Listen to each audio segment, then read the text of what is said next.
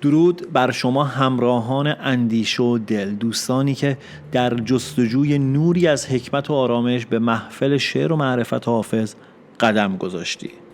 آرزو میکنم درهای خیر و برکت به روی زندگیت باز بشه، نگرانیهات جای خودشو به آرامش بده و دلت از عشق و امید سرشار باشه.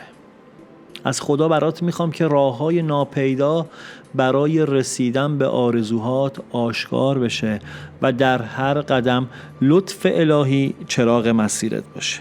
امیدوارم هر آنچه امروز در دلداری اگر به صلاح و سعادتت باشه به آسونی و زیبایی به سرانجام برسه و روزگارت آمیخته با سلامتی، عزت و فراوانی و آرامش باشه. دوستان، گاهی انسان توی زندگی با صحنه‌هایی روبرو میشه که ظاهرش با حقیقتش تفاوت داره. کسایی میبینی که از اخلاق سخن میگن اما خودشون بهش عمل نمیکنن. افرادی رو میبینی که دیگران رو نصیحت میکنن اما از درون گرفتار همون خطا هستن. در چنین زمانهای انسان دچار سردرگمی میشه و نمیدونه به چه چیزی اعتماد کنه. حافظ توی این غزل امروز ما پرده ای از روی همین تناقض‌ها کنار میزنه، از اون ریاکاری، از اون فاصله بین ظاهر و باطن، از حقیقت عشق و از ناپایداری دنیا سخن میگه. این غزل تنها یک شعر نیست، آینه‌ایه که اگر با دقت در اون نگاه کنیم خیلی از واقعیت‌های زندگی خودمون رو درش میبینیم. ازت دعوت میکنم با دل و جون به پیام این غزل گوش بسپاری، چون حافظ در میان واژه‌های خود نکته‌هایی رو پنهون کرده که امروز می‌خوایم به اونها بپردازیم و راز از غزل 200 حافظ آشکار کنیم با هم. من چند ثانیه سکوت می‌کنم تا ورای تصوراتت کنار دل مشغولیا و ذهن مشغولیا و این هیاهو پر سر و صدای زندگی بتونی لحظه ای رو تمرکز کنی برای این چند دقیقه که با هم همسفر هستیم.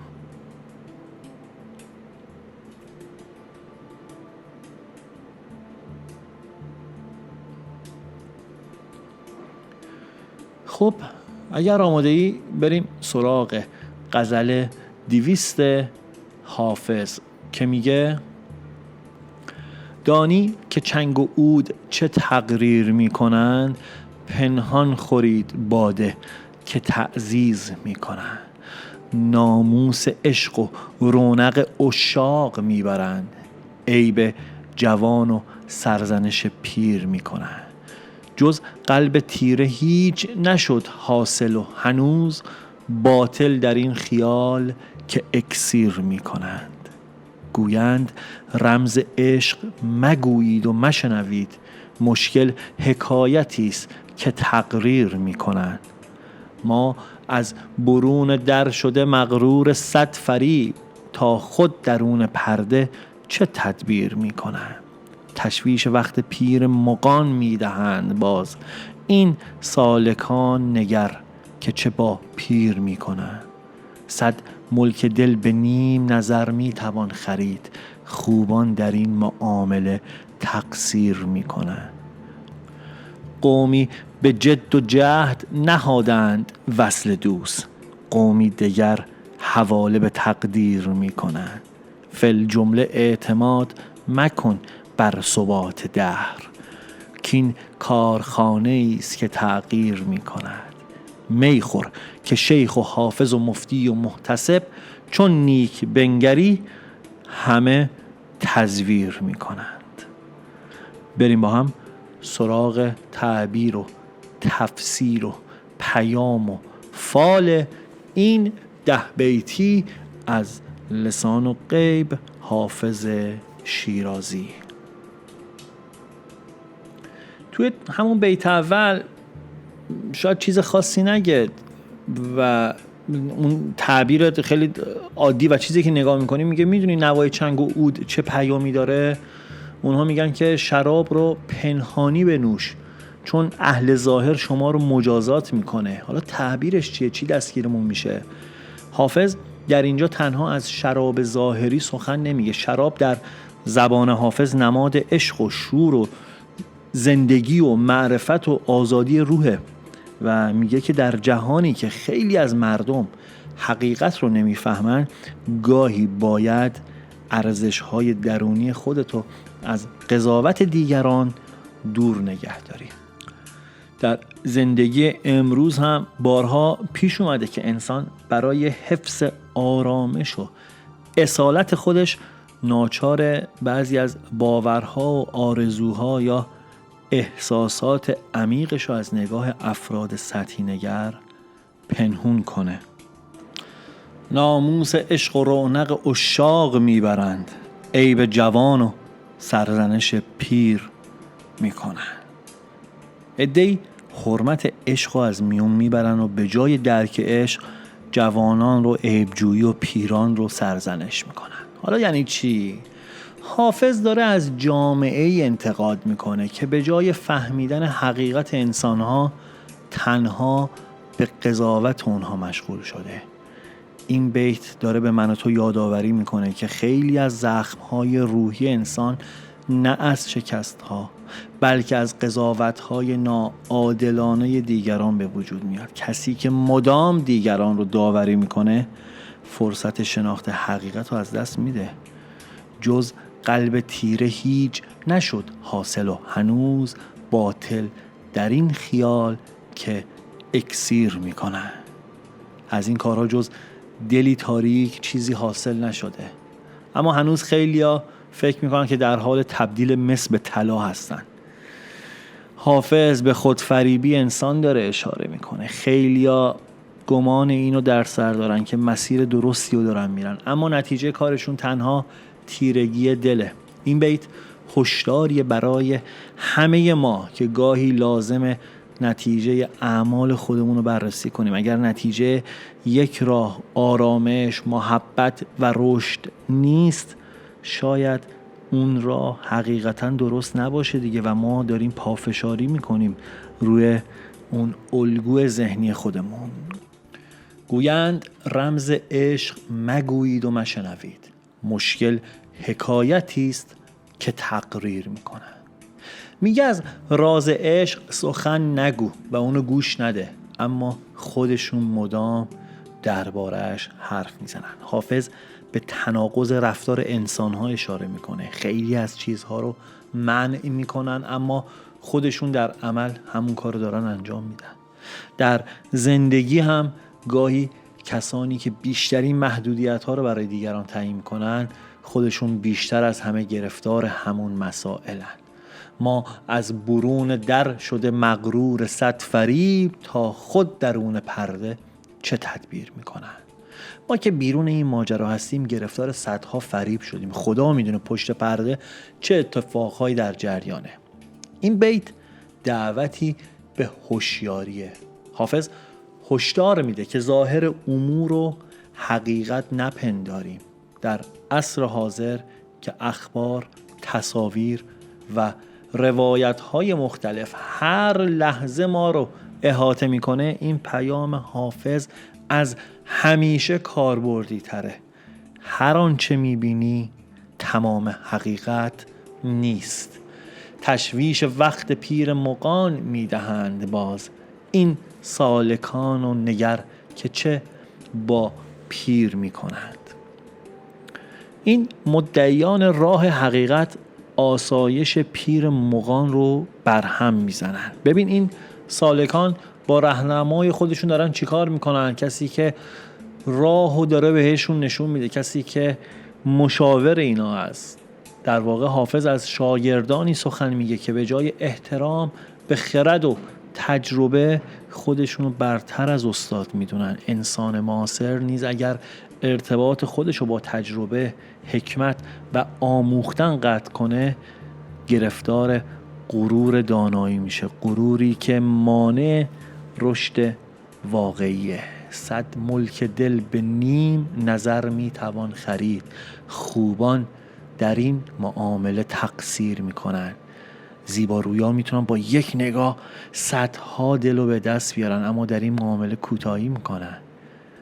توی این بیت درباره قدرت محبت و توجه. گاهی یک نگاه، یک لبخند یا یک کلمه محبت آمیز میتونه زندگی انسانی رو تغییر بده. حافظ یادآور میشه که مهربانی هزینه‌ای نداره، اما ارزش اون از گنج‌های دنیا بیشتره. قومی به جد و جهد نهادند وصل دوست، قومی دگر حواله به تقریر میکنن. میگه گروهی، عده‌ای، اجتماعی برای رسیدن به محبوب تلاش میکنن و گروهی دیگر هم همه چیزو به تقدیر واگذار میکنن. پیامی مهم توی این بیت هست که حافظ میگه بین تلاش و توکل باید تعادل برقرار بشه. بین تلاش و توکل. انسان نباید تنها منتظر بمونه و همه چیزو به سرنوشت بسپاره. خیلی از موفقیت ها زمانی رخ میده که امید و کوشش در کنار همدیگه قرار میگیره. فل جمله اعتماد مکن بر ثبات دهر، کین کارخانه است که تغییر میکنه. به پایداری دنیا اعتماد نکن، این جهان همواره در حال تغییره. حافظ یکی از عمیق‌ترین حقایق زندگی رو داره بیان میکنه که هیچ چیز ثبات نداره، نه سختی ها همیشه یا نه شادی ها، نه شکست ها نه موفقیت. فهم این حقیقت به انسان آرامش میده، چون میدونه هیچ شرایطی تا ابد باقی نمیمونه. میخور که شیخ و حافظ و مفتی و محتسب، چون نیک بنگری همه تزویر میکنن. شادمان باش و زندگی رو دریاب، چون اگه دقیق نگاه کنی خیلی از مدعیان حقیقت خودشون گرفتار ریا هستن. حافظ در پایان غزل مخاطب رو به اصالت دعوت میکنه. میگه به جای اسیر شدن در ظاهر افراد، حقیقت رو در درون خودت جستجو کن. بزرگترین سرمایه انسان صداقت با خیشتنه. و اما پیام کلی غزل، پیام اصلی غزل اونه که حقیقت رو نباید در ظاهر افراد، شعارها و ادعاها جستجو کرد. حافظ داره من و تو رو به بیداری و آگاهی و شناخت عمیق‌تر دعوت میکنه. اون میگه دنیا پر از تغییر و خیلی از کسایی که خودشونو صاحب حقیقت معرفی میکنن ممکن از حقیقت فاصله داشته باشن. بنابراین انسان باید چراغ آگاهی را در درون خودش روشن کنه، با صداقت زندگی کنه، عشق رو پاس بداره و اسیر قضاوت‌های سطحی نشه. این غزل برای زندگی امروز من و تو پیامی روشن داره، اون که اصیل باش، حقیقت جو باش و اجازه نده هیاهوی اطراف مسیر قلبت رو تعیین کنه. راز پنهون این غزل در تقابل بین ظاهر و باطنه. در ظاهر حافظ از شراب، عشق، پیر مغان و ریاکاران داره سخن میگه، اما در یک لایه عمیق‌تر اون درباره سفری درونی حرف میزنه. سفری که در اون انسان باید از قضاوت‌های بیرونی عبور کنه تا به حقیقت خودش برسه. کسی که فقط ظاهر شعر رو ببینه تصور میکنه حافظ در حال انتقاد از گروهی خاصه، اما در حقیقت اون همه ما رو مخاطب قرار داده.